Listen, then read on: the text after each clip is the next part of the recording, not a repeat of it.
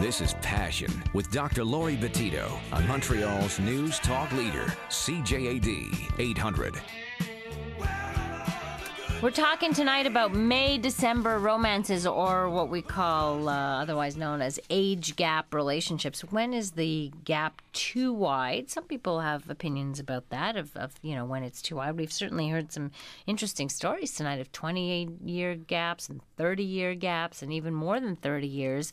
How does that sit with you? And is this something, does love know no age? Should it be an issue? Should it not be an issue? What are some of the, what's the fallout? What are the consequences to being with somebody who is that much younger than you or that much older than you? One thing I have heard, of course, people being accused, if women go for much older guys, what is it? You have unresolved issues? Daddy unresolved issues? You looking for a daddy? What are you looking for? I've heard that.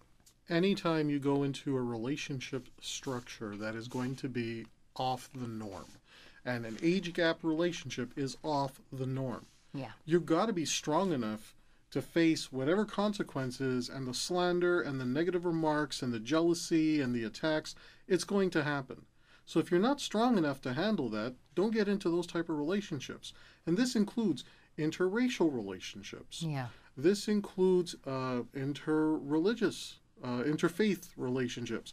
If you're going to date somebody where you're going to be on the receiving end of a lot of prejudice and you're not strong enough to handle it, don't date that person. So what you're really saying is that there's still quite a bit of prejudice of these age gap relationships. Oh, of course. There's going to be all kinds of prejudice, and it's people who will have their own reasons for not liking that relationship. We had a caller on before named Matthew, and he was saying, why is there that double standard? Well, first of all, you have people who still have an issue with homosexuality. So if they already have an issue with homosexuality and there's an age gap relationship there, of course they're going to use that to attack. Why? Because there's an inherent hate and fear at the source of that. Right. There's some homophobia right there. That's true. What about... Well, how do you know, this is something to think about, how do you know that you're not getting involved with an older person to try and resolve something that is deeply hidden inside of you that's a real issue? Well, in my experience, you have to look at the repeating behavior patterns that come up. And unless you've done some work and some self-actualization where you're really coming to terms with why you do, what your motivations are, you're not going to know until you're there.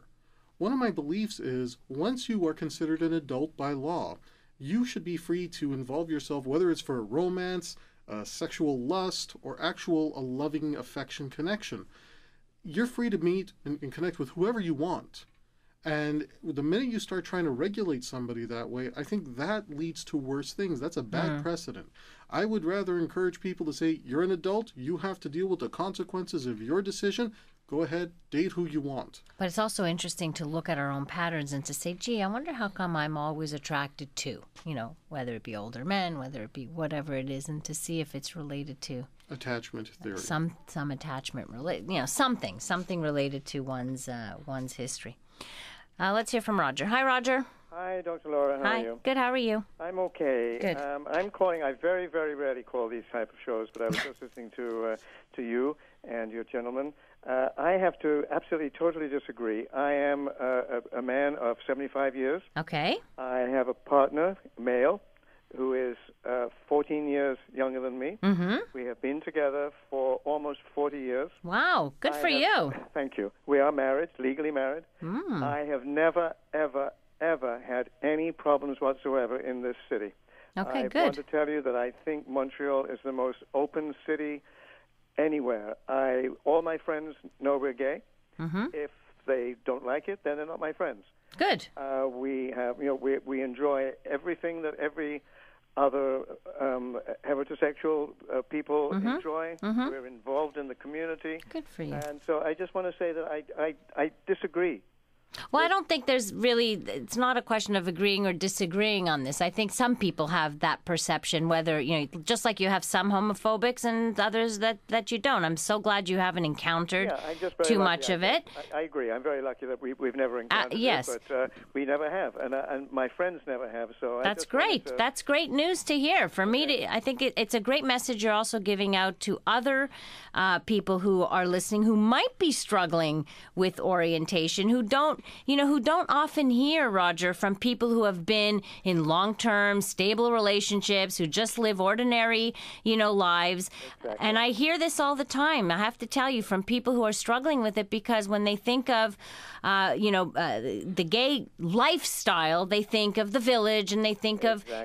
promiscuity, and it's not like that. No, it's not like that. I know. We have a house, we have jobs, we work, and we're people within the community. It's not all having sex down in the gay village and cruising and all that sort of stuff. I'm so glad you called, Roger. Maybe the young kids think that, and maybe it is for them. But I think when they grow up, there is definitely hope. Right. That you can live a normal life without being aggravated as gays. Wonderful. I'm so glad you called, Roger. Okay, Doctor. All right. Okay. Bye-bye now. 514-790-0991. Dating Dilemmas in studio with me, Frank Kermit of franktalks.com. If you have something to say, you are welcome to call in on CJAD 800. Frank Talks is sponsored in part by the program Dating Younger Women, a guide for older men to the emotional needs of loving younger women. Frank brings good news to the older seducer, to women they possess higher value. Frank's lecture reviews the stigmas associated with older men dating younger women and their solutions.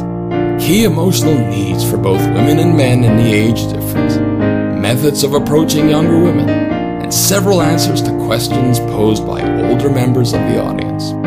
He also very much covered marriage between an older man and a younger woman.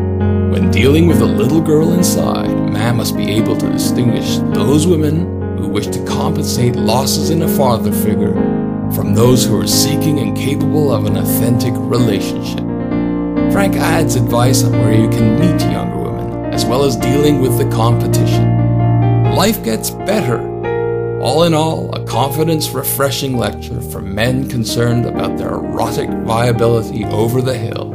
Dating Younger Women, a guide for older men to the emotional needs of loving younger women. Buy this program now at franktalks.com. Frank Talks is sponsored in part by Everything Out of Her Mouth is a Test, a man's guide to the emotional needs of women. What would your life be like if you knew exactly what to say and do with women? This book is for the guy that simply wants to learn how to handle women's tests by addressing her emotional needs. By this, you create the type of attraction that will make her see you as the one she was destined to be with. This book will teach you how to get the woman you want and how to keep her. Everything Out of Her Mouth is a Test is the Rosetta Stone for men to understand exactly what a woman means when she speaks and how to respond. Is that worth changing your life forever? Buy this book at franktalks.com now.